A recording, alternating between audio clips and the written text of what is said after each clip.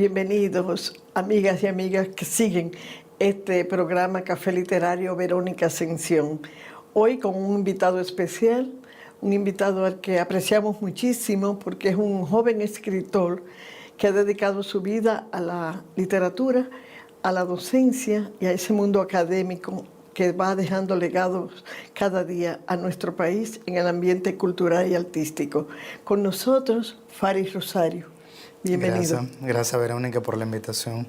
Un placer estar tomándome un cafecito contigo acá, hablando de literatura y de la vida social. Gracias, un café literario. Un café literario. Ahora en la televisión. Sí. Sí, pero realmente nos tomamos el café. Así es. Para mí agradable que tú estés aquí. Tú naciste en el 1981, eres un joven. Así es. Y has dedicado ya varios años de tu vida, desde que te graduaste como licenciado en filosofía y doctorado de estudios del español, lingüística y literatura en la Universidad Pontificia Madre y Maestra, y luego doctorado en la Universidad Autónoma de Santo Domingo en el mismo ámbito de la lengua española. Sí. Y también con 7 libros publicados. Entonces yo digo, oye, pero es una maravilla poder contar con un joven dedicado a un quehacer difícil, el mundo de la literatura y la enseñanza del español, que tanta falta le hace al país. Sí. Cuéntame un poco de tus estudiantes, tu mundo académico, ¿cómo te sientes? Ok, bueno, una apreciación es, realmente estudié lingüística aplicada en la Universidad Autónoma de Santo Domingo, en la UAST, y el doctorado fue en Pucamalma, en estudio del español, lingüística y literatura. Ese es el enfoque. Ahí está tu enfoque. Ahí está el enfoque. Lingüística y literatura, justamente como mi libro más reciente que acaba de salir, que es Temblor y Furor. Sí, que tú estás dedicado gran parte de tu tiempo a la academia. A la academia. Entonces me siento en una etapa interesante de mi vida, me siento bien, porque estoy ya más enfocado en dedicarle tiempo a mis inquietudes intelectuales, a investigar, a leer más y a crear ya más, con más osadía, con más atrevimiento en la experimentación de algunos géneros. Porque cuando uno comienza a escribir, uno lo hace un poco como precipitado, sin tener mucha conciencia y como sin rumiar, sin volver. Ahora es un tiempo que yo le doy mucha vuelta. Y entonces le doy mucha vuelta, lo engaveto, pero me siento bien. Y a veces también con la pandemia, la ansiedad de uno querer tener más tiempo para leer, para viajar, porque para escribir se necesita viajar. Para viajar más, visitar bibliotecas. Yo sueño con visitar la biblioteca de Borges. Ya visité la biblioteca de Carpentier en Cuba, en La Habana. De lejos, qué tremenda biblioteca. Sí, una cosa inmensa. Impresionante. Impresionante. Entonces me gusta eso, además de visitar museos, también visitar bibliotecas, porque es una manera de alimentar lo que uno hace, lo que uno hace, lo poco que uno hace o lo mucho, pero una manera de alimentarse. Y eso me permite como reencontrar las coordenadas de mis inquietudes que son estéticas, literarias, intelectuales, ecológicas también, y por supuesto en torno a la enseñanza. Yo creo firmemente en el poder transformador de la educación, en la enseñanza, en la lectoescritura, en que se enseña a leer y a escribir para tener mejores ciudadanos y mejores profesionales. Sí. Yo creo firmemente en eso. Y lamentablemente tenemos un país con tantos déficits en la gramática, principalmente. Sí. Y tus estudiantes ya te llegan a la universidad con el déficit. Sí, porque no es una cuestión de un pueblo, de una provincia, ni de un colegio, es del modelo, por no decir el sistema, pues del modelo educativo. Es algo que debe reformularse y replantearse totalmente, porque te digo una cosa, Verónica, aquí los niños llegan muy tarde a las escuelas. O sea, el periodo, no es posible que todavía un niño llegue a los 5 años. O sea, cuando ya sabemos, por ejemplo, muchísimos métodos de la alfabetización, o sea, cómo el niño es un cerebro abierto, una esponja que absorbe todo, los sonidos, los colores, la textura, los cuerpos, los tamaños. Entonces, y que ahora con la tecnología... Y que ahora estamos dando más, con todo el mundo de la neurolingüística, el mundo con la lingüística cognitiva. Yo le he puesto atención a eso. Ahora está la inteligencia artificial. Pero hay un problema de que de verdad, ante otros países como Costa Rica, yo no quiero comparar, ¿Y Colombia? y Colombia, los niños, o sea, que un niño entre las... que un niño, o sea, de la clase aquí más menos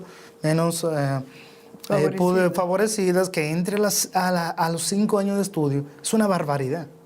Es una barbaridad. Sí, porque ya hay una laguna. Porque ya hay una laguna inmensa, o sea, de todo lo que se le puede leer, los colores. Los primeros libros con los que entra en contacto un ser humano no son libros de secuencia alfabética, doblemente articulada, como le llamamos a esto, sino que son libros de formas. A veces libro árbol, libros de tela que se tocan, sí, de colores, de tamaños.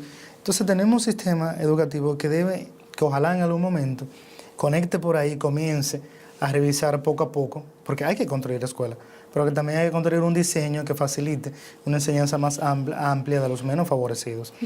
Yo nunca he visto, me dicen ahora que hay centros de atención, deben tener libros de esto, y de darle atención para que un niño, porque fíjate, la personalidad de un sujeto hablante, de un niño, se define de 1 a 7 años. Entonces, justamente cuando comienza a tener asociación, sentido de responsabilidad, de quién es, cómo se llama, o sea, va a tener como ese sentido de lo que es la lengua, el lenguaje. Entonces, los niños, hay otra cosa, que los niños aprenden por el modelaje de sus padres y de sus profesores. Sí. Cómo habla, mira, cómo se viste el padre, cómo habla el padre, a veces hasta cómo se sienta la madre, se siente el niño. Cómo imitan. Entonces, lo que lee, si un niño ve que su padre lee el periódico o que su padre está leyendo, él va a tener curiosidad y va a leer. Y eso como me pasa como mi niña cuando vamos a cualquier plaza. Voy a mencionar ahora, puedo mencionar una plaza, por ejemplo, a Galería 360. Cerca ahí en el intermedio, cerca del área de los baños, había siempre como una exposición de libros. Un área de círculo. Y mi niña no podía pasar por ahí que no se entrara. Y entraba al mundo porque los veía en la casa. Porque ve mi libro en mi casa y ve el libro hasta en el baño, en toda parte. Entonces los libros le llaman la atención los colores y eso es determinante en la formación de los niños y la creación de una mejor educación de un país. Y los otros son los profesores. Los profesores de educación básica no saben la responsabilidad, lo que implica ser profesor de los niños. Porque cuando un niño ya llega a la escuela secundaria, ya no hay nada que hacer. Eso nada que hacer. Ahí ellos tienen sus preferencias, su modelaje, me gusta esto, me gusta aquello. Sí. Yo creo que va a ser agrónomo. Y sus deficiencias están ahí que no las va a superar. Pero si ya tienen toda una plataforma, una base en cuanto al lexicón, a la manera de escribir, a la redacción, a los libros, al menos distinguir entre los géneros. Verónica, yo he tenido jóvenes terminando la universidad que confunden un cuento con una novela y una biografía con una novela. Y entonces quien confunde un género quien confunde un género con otro, no sabe leer. Porque los géneros son estructuras cognitivas. Entonces, lo primero es tú distinguir, mira, comienza, había una vez, pero eso parece un cuento, eso parece una fábula. O sea, y un texto, una noticia. En Santo Domingo ocurrió tal, no hubo, reconocer la estructura. Si tú confundes la estructura, no sabes leer. Entonces, es parte de una realidad amplia que tenemos deficiente.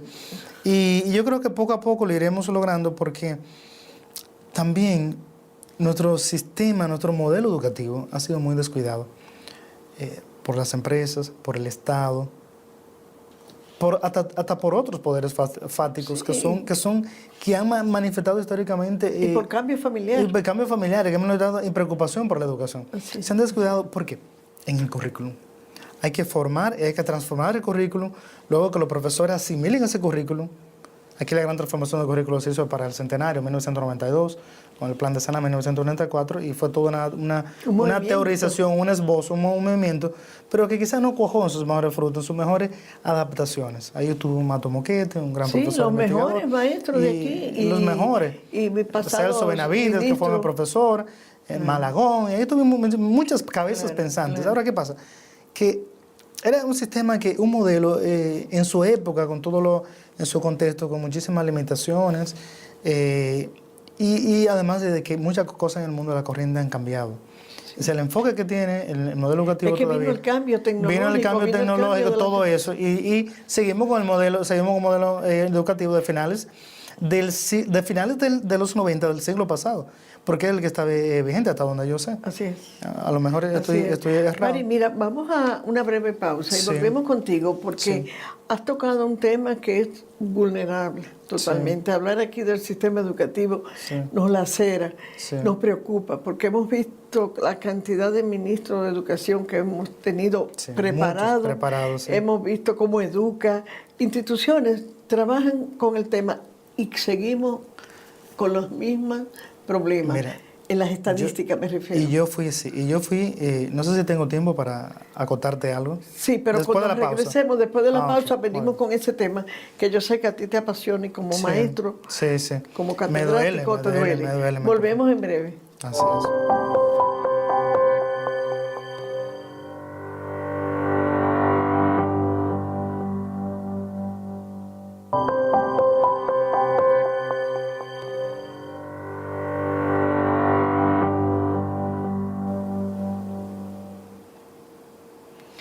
De nuevo con nosotros, con nuestro invitado de honor, Faris Rosario, apreciadísimo escritor, con el que estamos conversando un tema vulnerable, pero que hay que tocarlo, el tema de la educación en la República Dominicana. Faris, cuando yo veo jóvenes como tú, como este es un programa que trato de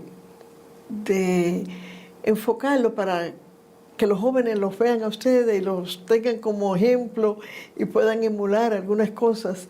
Sí. Me gustaría que tú nos expliques a nuestros amigos y amigas que nos siguen. Tú naciste en Moca. Moca es una provincia que ha dado grandes escritores. ¿Cómo fue tu niñez? ¿Ahí aprendiste tú el amor por los libros? Sí. Sí, yo no soy mocano. Yo nací realmente. Mi padre vivía en Santiago, en Los Pepines, por trabajo.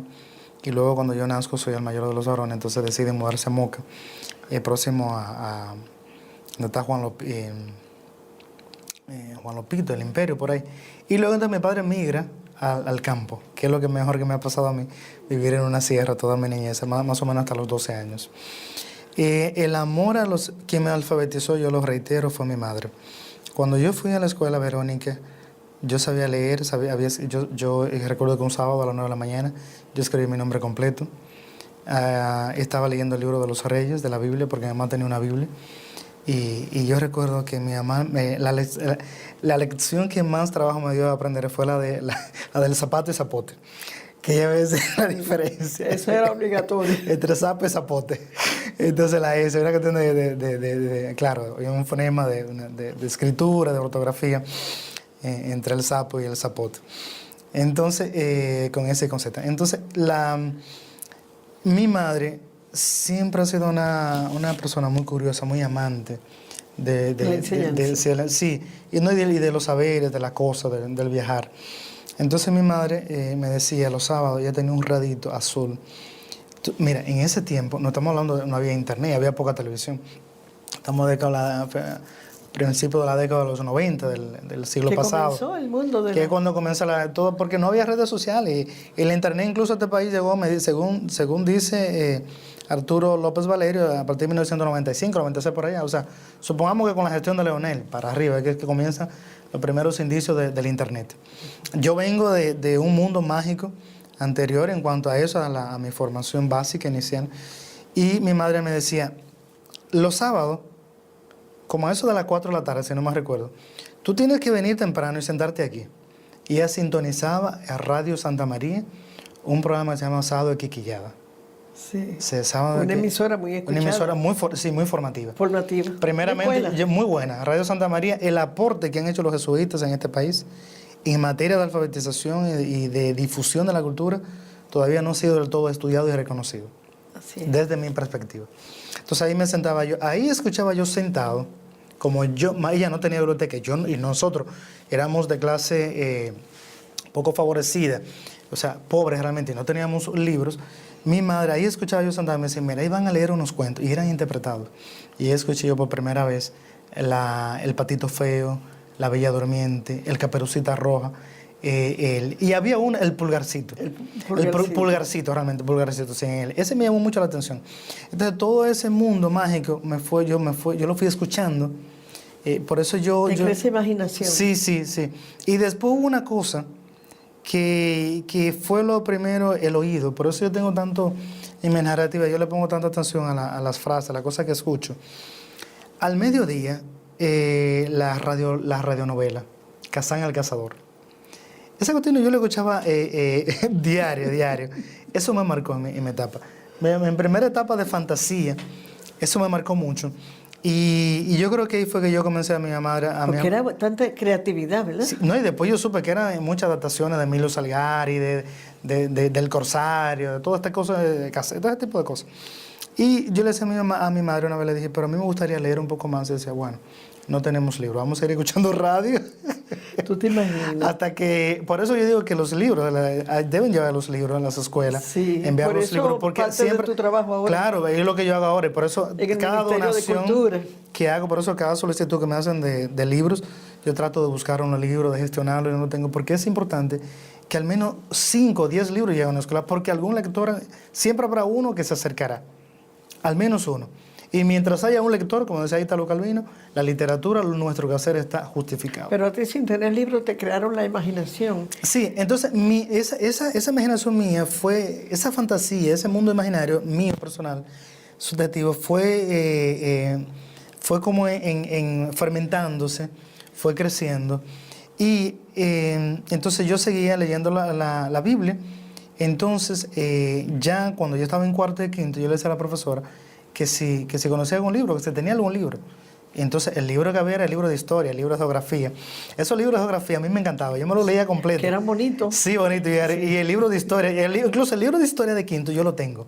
Coleccionable, lo tengo en mi casa. Una cosa que yo no me desprendo, sí. Ya recuerdo la historia de descubrimiento de América, todo ese tipo de cosas. Hasta que yo llegué a Moca hacia el año 92, mi padre, pensando en el futuro de la familia, en darle educación, en buscar que la familia progresara, se muda a Moca, un barrio. Entonces yo comienzo a, ¿sabes? Yo alquilaba, había un señor en la Rosario que alquilaba unos paquitos de Calimán. Que había que devolverlo. Y había que devolverlo cada 5 días puntual a las... Oye, no se podía, y yo no podía ir el sábado. Era el sábado en la tarde. O sea, él lo anotaba y había que alquilarlo. Enciendo cómic, Calimán, todo eso. Yo casi lo alquilé todo. Entonces yo le pedía a mi padre o a mi mamá, porque no trabajaba, que me diera algo. Y entonces yo iba que la veía así, fui. Hasta que descubrí ya, más avanzado, algunas bibliotecas que hay en Moca, públicas, donde yo iba y leía. Entonces, primero, recapitulando, esa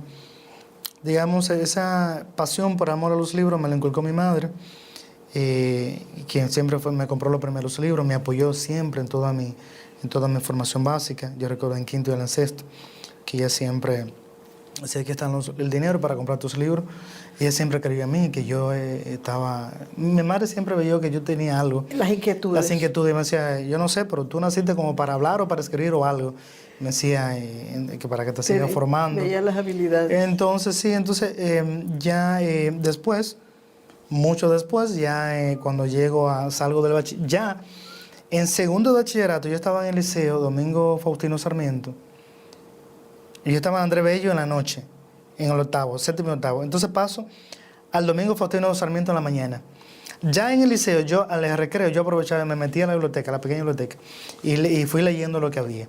Entonces ya yo tenía inquietud, ahí había librería, entonces fui leyendo algunas cosas. Librería con buenos libros, ya, porque sí, estaban los clásicos. Sí, estaban los clásicos, algunos libros ahí, algunos libros que había en la biblioteca.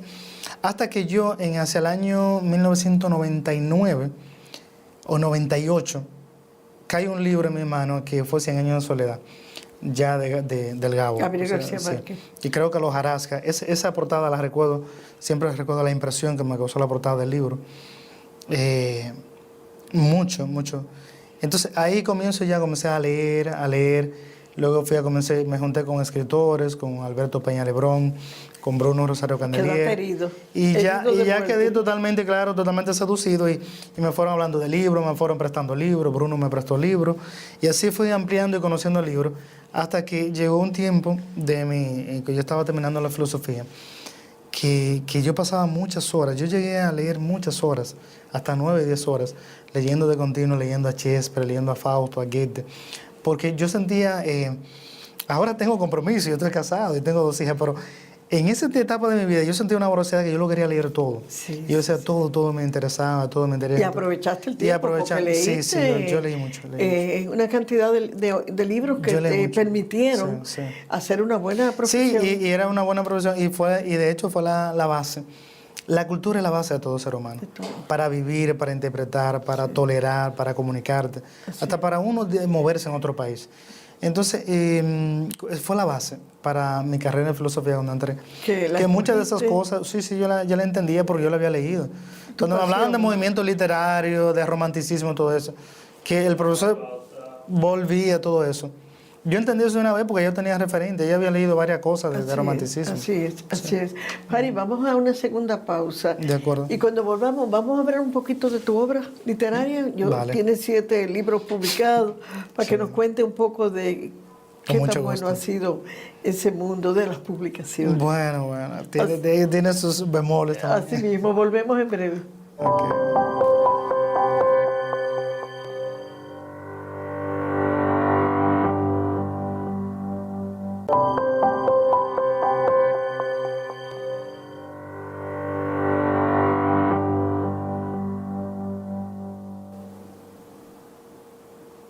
De nuevo con Fari Rosario, excelente escritor y amigo. Gracias. Un apasionado de la literatura, filósofo, lingüista, profesor universitario, que ha dedicado su vida a este mundo maravilloso y a veces poco comprendido de lo que es el mundo literario y el mundo de la docencia. Sí. Ese mundo al que hay que entregar la vida, el que es docente.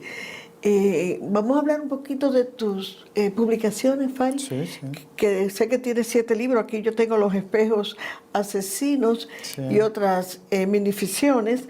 La aventura de la vaca flaca, que es un libro que fue muy vendido, lo recuerdo perfectamente. Tienes aquí tu último libro, Temblor y Furor, novela. No, libro de ensayos. De ensayos. Sobre literatura y lingüística. Cuéntanos un poco de toda esta colección que tienes de buena literatura. Sí, y bueno, cuando decía que he dedicado toda mi vida, es casi cierto totalmente. Yo lo sé. Porque yo he visto poca televisión. Yo, por ejemplo, tengo casi 100 años de atraso en Netflix. No vi muñequito, pero he dedicado casi toda mi vida. Es que para hacer lo que tú has hecho tienes que dedicarle todo el tiempo. A leer, a escribir, a analizar, a estudiar. Y yo comencé apasionándome de la literatura como una manera de comunicar los sentimientos, las ideas, lo que yo pensaba sobre el mundo. Y como todo, yo comencé siendo poeta. Como la mayoría de escritores, comencé escribiendo poesía, con desaciertos, con muchos temores, con errores. Y entonces uno, de acuerdo uno va leyendo y formándose, hablando con un experto, con personas que saben mucho de literatura. Leyendo a Borges y en diálogo con muchos maestros.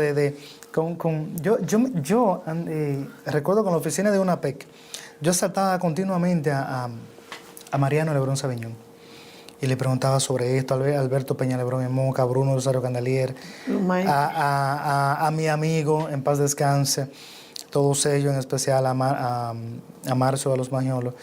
Entonces, yo fui descubriendo, escribiendo, y cada día más según fui escribiendo, me iba dando cuenta de cómo la literatura es una manera, no solo un estilo de vida, sino una manera de uno revelar, de uno responsabilizarse de ciertas cosas, de uno comunicarse, conectar con temas e inquietudes que tenemos los seres humanos. Y entonces yo comencé escribiendo poesía, luego narrativa, me cuento con un prólogo de Salvador Gautier. Mis libros, gracias a Dios, han tenido buena crítica, buena aceptación. Y buena acogida. Buena acogida por la crítica especializada, por la gente que sabe literatura de tu país. Ha dicho siempre algo de mis libros. Hasta René Rodríguez Soriano antes de morir, Fornerín, mucha gente. Yo te sigo porque como sé que tú eres tan joven y te veo en esos afanes literarios, yo digo, pero es impresionante porque no está dedicado solamente a la literatura. No, hay que vivir, uno tiene otra cosa, hay que dar la enseñanza. Estás ahora en el ministerio. Estoy trabajando como director de gestión literaria en el Ministerio de Cultura. Pero esa pasión, uno va explorando motivos y cosas. Entonces pasé de la narrativa, que era una manera de de yo conectar mejor con la condición humana, con situaciones que me preocupan, de injusticia, el tema de la migración, de la violencia. El día a día de El la día a día, sociedad. el tema de la violencia me toca profundo, la ignorancia, todo este tipo de cosas. Entonces, en torno a varios de esos temas, están algunos representados en mi libro Cuentos Profanos, mi primer libro, un libro de minificciones, de cuentos brevísimos, que a Dual Gautier le llamó mucho la atención, me hizo el prólogo, y luego seguí con narrativa. Escribí un libro de cuentos largos que no está acá, que es El coleccionista. Es un libro con muchas inquietudes y con otros formatos. Ese libro está agotado. Ese libro está agotado. Y luego entonces he seguido con narrativa. Hice una antología de minificciones llamada El columpio de los sonámbulos, que es esta. El columpio de los sonámbulos, antología de minicuentos. Este fue el primer libro que me causó una gran satisfacción, porque esta es la tercera reimpresión. Este libro fue asignado como libro de texto en la mayoría de universidades. Que eso es en la logro. UAS, en Pucamalma, yo recuerdo a Elisa Núñez que lo asignó en varias ocasiones, en UNIBE, en INTEC, en UNAPEC, a la fallecida Arielina Ajá. Landestoy.